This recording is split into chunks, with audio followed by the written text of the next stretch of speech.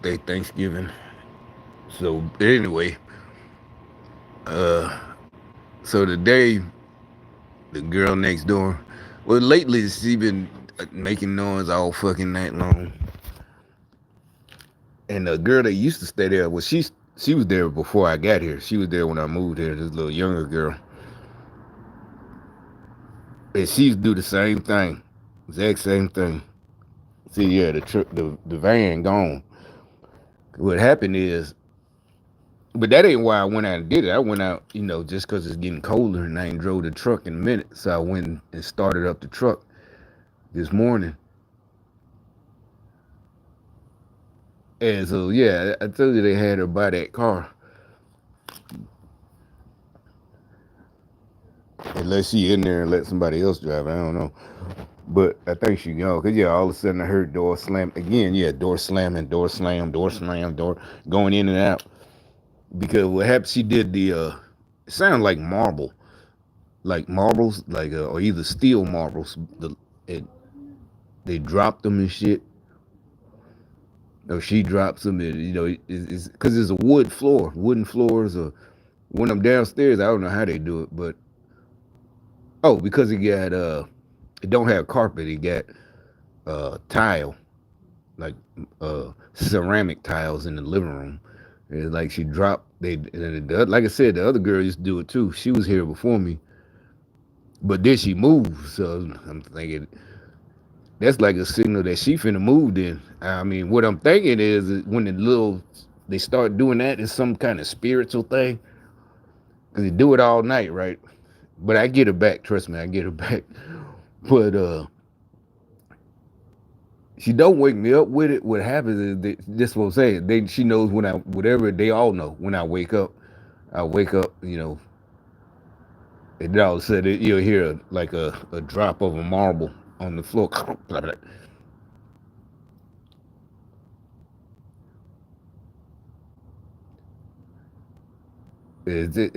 So she did it again about an hour ago. I was watching this old ass movie, I think Sleepaway Camp or something. But and then I guess they got mad because again I got him back, and she goes and gets in the black that van. She hardly drives it, but I'm gonna go, since it's getting winter, I'm gonna go start up the car more often. The other truck.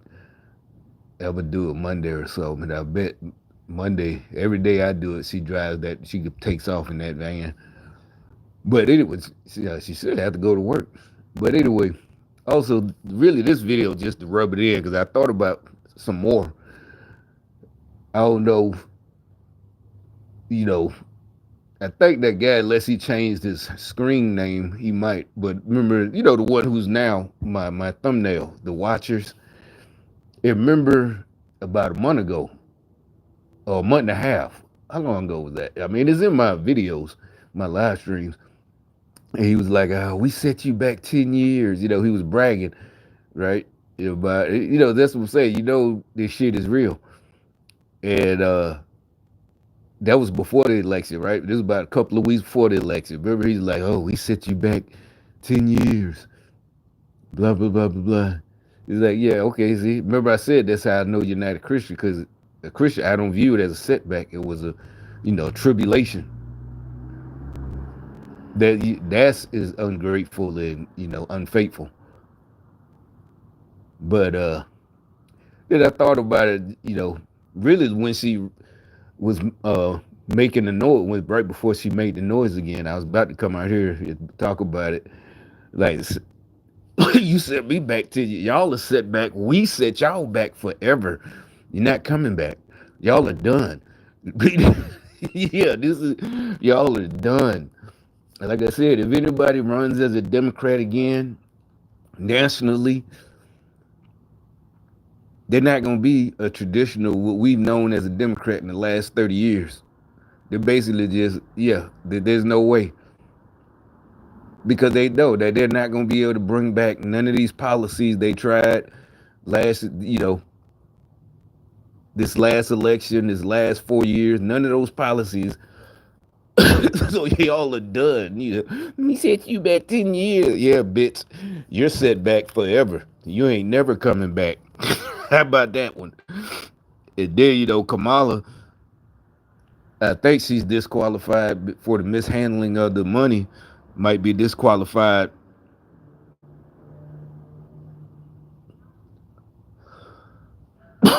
forever. And this video say 8 minutes ago. Let me click on it and see how long it's been. The Roof Rescue Program will give you a new roof for free. Here's exactly how.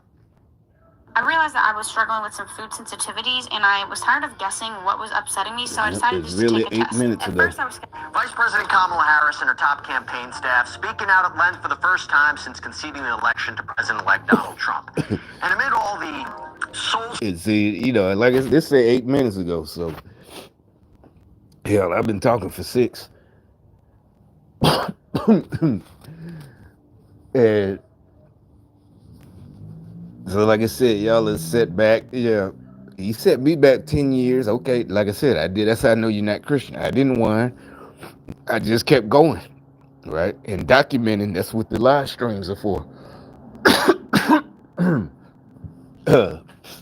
That's what the live streams, So I wasn't whining. I'm just, but like I said, like at the DMV last week, that's not whining.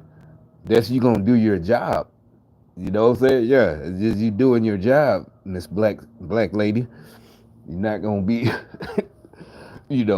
up here talking crazy just because this the DMV. Yeah, I mean, y'all think the movies, like, and there's a DMV scene in the movie. Every time is always, they're trying to set that tone where people just accept the bad behavior from the employees at the DMV and the long lines and all that shit. But so yeah, like I said, y'all ought to get tired of getting your asses whooped. I mean, y'all didn't just lose, y'all, yeah, like, but y'all still want to keep talking shit. And like I said, have her doing all that shit all night long. But let's see what this is about. Searching to figure out where it all went wrong, it seems like they're in absolutely complete denial about what led to the vice president's defeat. Because across the board, the Harris team came off as a group that's very quick to point fingers and kind of reluctant to look in the mirror and accept that the blame may fall squarely on them. And that includes the candidate who addressed supporters last night on a video conference call for roughly 10 minutes, thanking them for donating more than $1 billion total to her campaign. And during her remarks, still got y'all ass whooped. Served up the $1 billion and get stomped in the mud. Kind of word salad for which she's drawn mockery in the past. But I am proud of the race we ran. Yeah, but yeah, we all seen that, but people were trying to reach and we were trying to go to them. But being up against a narrative that we weren't doing anything or we were afraid to have interviews is completely bull. How is that bullshit when everybody saw it? You can't. I can see if we don't do what y'all do. Just tell a lie, even though y'all could be like, look, here's an interview. Here's Joe Rogan. She was on Joe Rogan. What are you talking about? No, she didn't do any. Nah, she was hiding. Like y'all would do. And she's on Joe Rogan and, other, this and that on all the news and podcasts, just everywhere. She's nowhere. Nowhere. And she's talking about this bull. Here they go again. This is bullshit. These folks are crazy. Time to reach the people we're trying to reach and we were trying to go to them. But being up against a narrative that we weren't doing anything or we were afraid to have interviews is completely bull. Oh yeah, I forgot another thing. They had a guy that Monday mocking me, meaning he was like kind of dressed like me a little bit. It's just a certain thing. Really, I just didn't tuck my undershirt in, but it was a little bit longer than my polo. So they had another guy, light-skinned dude, with the same white undershirt, t-shirt. And I'm like, how'd that work out for you? Because I guess y'all thought it was going to be, you was going to hinder me and send me back home and da-da-da-da, and I got to keep calling. Because you tried to, but then as soon as I got in the car, So I said, nah, go to the one on this side. And like I said, not only did the mockery not work, I got there and I was third in line. Not only that, when I got to the person to when they ask you, what do you need, and then they say you scan this, go to your car. She said, go talk to him right now. And not only that, I was out of there by 12:30, the whole thing, by 12:30. Well, y'all probably was still there for 4 more hours, because it started over there, started at 11. So y'all probably didn't get out of there till, about 4:30 or something. But that's not me whining. It's just they did me dirty. Yeah, I was doing dirt for no reason. It got scared because I guess you thought I was just gonna take it. I still don't understand why you spy on me all the time. You know I'm not gonna take it. So what the? But anyway, Is it? Is it really? I mean, as Harris herself noted, it was a 107-day campaign, and she didn't really talk to the media for the first 39 of them, excuse me. And then she finally sat down for an interview with CNN in late August. But all the while, the Trump campaign was just bombarding the airwaves with ads defining her before she could really even define herself. I mean, it's crazy to think about it. Like, it used to cost millions to advertise on TV, and now... So if you thought you were going to get some self-reflection from the vice president and her team, you really didn't get it. So are they in denial? and another thing everybody rubbing in, they talk about, turn the ship around. And not even my joke, you can't turn the ship around. It's at the bottom of the ocean. Corey, remember they were telling us this lie up until Monday, the day before the election. There won't be any more elections. Trump is going to a dictator, fascist, Hitler Jr., and there will be no more elections. So why immediately after they lost, oh, we're going to fix things for next election? So you're admitting that you were fucking lying the whole time and you knew you were full of shit. Why aren't they, immediately by Wednesday, oh my God, there's not going to be no more elections. Trump is in charge. We're done. He's going to take over forever. Get rid of democracy. One, we're not a democracy. But anyway, they didn't say that. They're up there trying to sound like they're educated. We have to figure out why we didn't reach the people. But I thought there were going to be no more elections.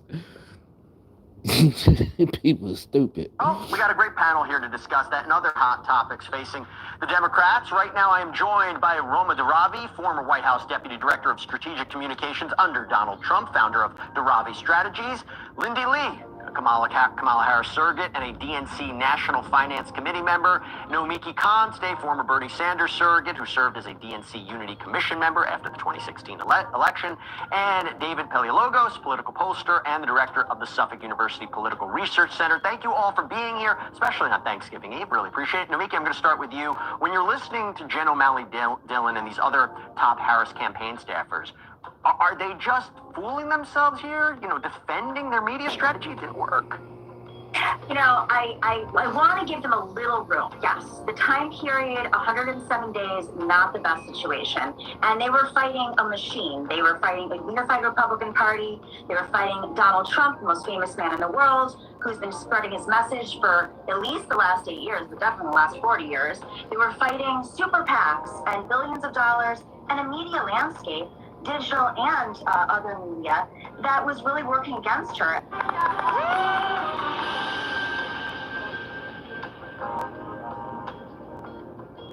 Wait a damn minute. Wait, hold up. She was fighting a machine. No, y'all not about to come here and scam us again. This woman is up here attempting to redefine or rewrite the script that we all saw play out already. Kamala wasn't fighting no machine. The machine was... That's what I just said.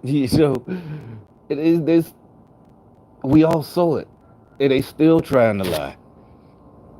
This bitch said fighting a machine. You fighting yourself. Unified Republican Party.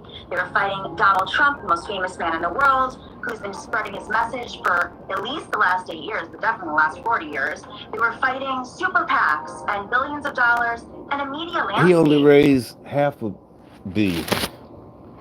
Digital and other media that was really working against her. In the whole media, everybody know the media was biased for her. Wait a damn minute. Wait, hold up. She was fighting a machine. No, y'all not about to come here and scam us again. This woman is up here attempting to redefine or rewrite the script that we all saw play out already. Kamala wasn't fighting no machine. The machine was fighting on behalf of Kamala. Remember the first 40 days and 40 nights? I talked about that. That lady was running from the media. She wouldn't fight anybody. Instead, she had mainstream media fighting for her. And listen, they fought for her around the clock, 24/7, all of them. ABC, CBS, NBC, MSNBC, CNN. All of them gave her 90% to 100% positive coverage. Every radio station, they had all of them on lock. Then George Soros went and bought 200 more of them. That's why you heard all of these ads and you heard all of these local personalities basically acting like they were a part of the campaign. If you look at the digital space, she had the Shade Room fighting for her. Roland Martin was fighting for her. You had all these groups of black men raising millions of dollars for her, running around talking about protecting her. And it was the black women who kicked it off first, raising millions of dollars for her. They went around bragging about this for weeks. This was all pushed out on the Jumbotron. She had the Breakfast Club in her pocket. Ricky Smiley, D.L. Hughley, Steve Harvey, all these people stumped for her. She 100% dominated black radio. And this lying witch up here is saying that Kamala had to fight against money from PACs? Nah, Kamala raised more money than any candidate in history. Her campaign alone raised almost $1.5 billion. She said it herself. Not only that, you had outside PACs ran by these groups like a workers' union headed up by this black woman right here, who said they raised $200 million on their own to support Kamala Harris with their own political PAC. So yeah, this lie that this manipulative flamingo is trying to put out right now is straight up crazy. She's obviously trying to cover for her thieving, scamming friends in the DNC because Kamala wasn't fighting no machine. She was the machine. Yep. And she had little days to make her message known. And I think given what we know with the final results, it came down to a couple percentage. It wasn't enough. With that being said, we had some lessons in 2016 that we learned. You mentioned I was on this Unity Reform Commission. That was essentially a 2-year process to examine where the Democratic Party went wrong in wasting over $1 billion, lighting it on fire, and not knowing enough to go to a state like Wisconsin. Right. A lot of those lessons were learned. But the lessons that weren't were things like, I don't know, having a Democratic Party that's a full-time party. Because if you have a DNC that is a full-time party, you're spreading that message every single day. You are going into every single community and you are talking to organizers, you're training organizers, you're training the next generation of leadership on your message. And see, she's going the same route that you normally see Roland Martin, Angela Rye, and all them going. This Dean Bat Airhead chick is saying the lesson is the DNC should be full-time, meaning they should hire everyone and pay them all this money as permanent full-time employees and use those hours and manpower to teach or indoctrinate everyone at large with their messages. Wondering if the traffic accident you were involved in a year ago is even worth pursuing? Chances are, the same agenda that's obviously not in the best interest of Americans. Nah, she's not saying the problem is their lack of agenda or their failing policies. She's saying the problem is not paying people year-round to distribute their message. These people are complete clowns. And if this is the type of people Kamala was listening to, well, we see why she lost. These folks are dumb and totally out of touch with reality.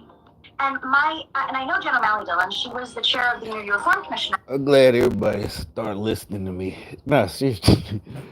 And stop being scared to tell the truth. They're just stupid and dumb. I knew at first y'all was gonna be put off by what I said, but I didn't give a fuck. Like, these bitches are stupid. All of them, D.L. Hughley, the chick, Steve Harvey, all them dumb bitches. It's like, these motherfuckers are stupid. And they trying to run the country. They're going to run us in the ground or either just give it away. That's the only other thing they had planned. They could have planned. They were just going to give it away. And they was going to live like kings and queens. She knows those lessons very well. She was part of the report that we issued to the DNC members that they voted for. But the DNC did not enact them. The DNC chairs. And why is that? And this is where it gets harsh. Those consultants that you just mentioned are the ones who make all the money off of these contracts in the presidential races, which do not go to state parties. So I want to have Roma jump in on this. Give her perspective on what we're talking about here. Yeah, I mean, respectfully, Kamala Harris did not have just a little over 100 days to run for president. She had 4 years as the vice president to support Joe Biden as president, and she said it herself on The View, famously, we ran the ads, that she would not have done a single thing differently.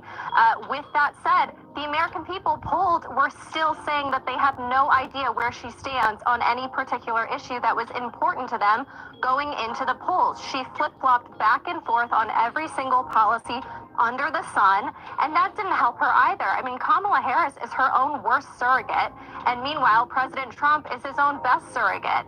We're seeing today he's made history already before even becoming president and taking the White House and going into the Oval Office. He's making deals with our great ally, Mexico, and we're making progress on closing the southern border. So, I mean, you mentioned something really excuses from the interesting. Democrats are not going to stop here.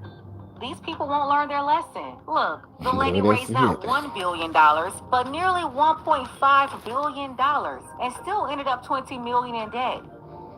Then she still got. It's another thing I kept telling y'all. These folks will not learn.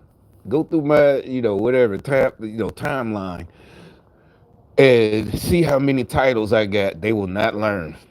The Democrats will not learn.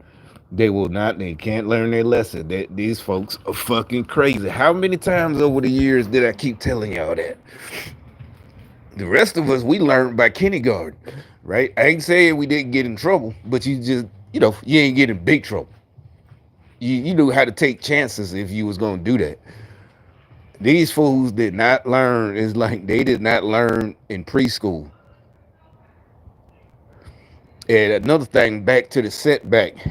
Y'all people gonna be set back probably longer than 10 years. Because now the ones who just came to work, yeah, I'm talking about them people, your people. They was just working. They didn't break any laws. First of all, you broke the law as soon as you crossed the border illegally. Secondly, it don't matter. Yeah, you're going back. So yeah, like I said, a month and a half ago, you was bragging about setting me back 10 years. The ones who really did want to come here and work or whatever and move, they set back longer than 10.